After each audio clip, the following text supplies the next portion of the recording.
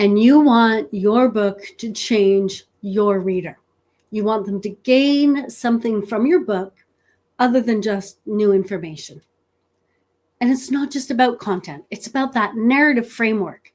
When done right, your book won't just inform your reader, it will take them on a journey. This is Author Nation. I'm Melody Ann, and today we're breaking down how to structure your nonfiction book like a compelling story, like giving it that narrative framework so your readers stay engaged from the beginning to the end.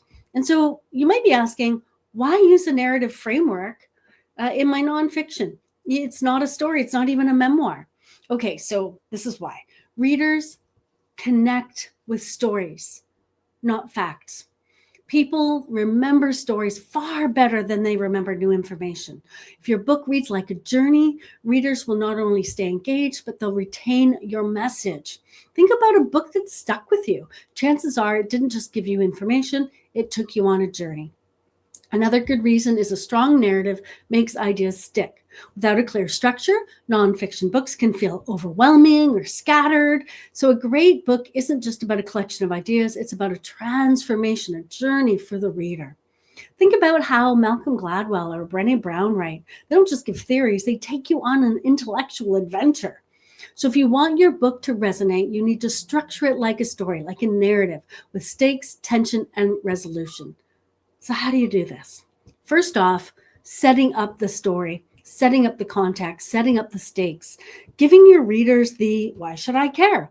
Because if there are no stakes, there's no reason to keep reading. So your job as an author is to make it clear why your topic matters and why the reader should care.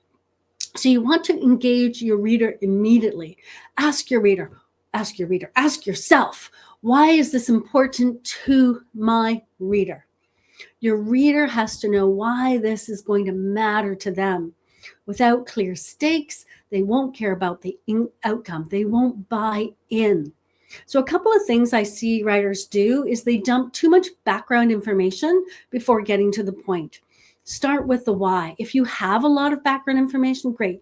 Weave it through. That's perfect.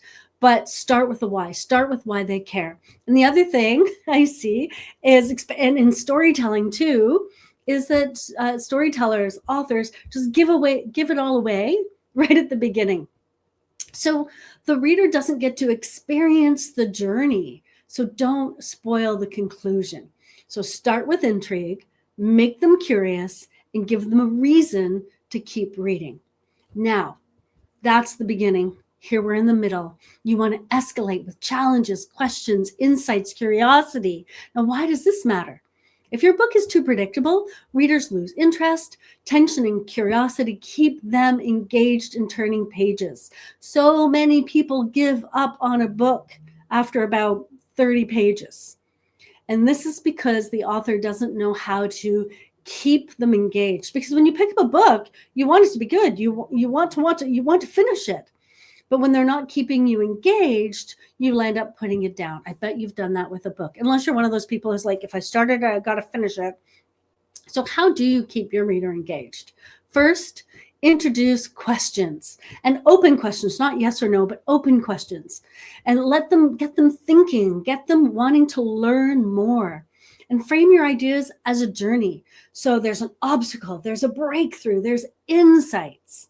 So, you don't want to just present information in a flat and predictable way. You want to surprise readers with unexpected insights or fresh perspectives. The other thing I see a lot is authors skipping over kind of conflict or transformation or tension.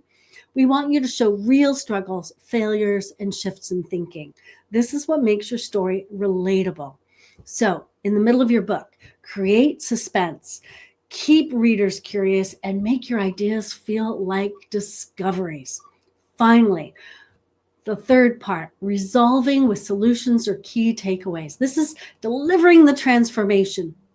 So a great ending leaves a lasting impression.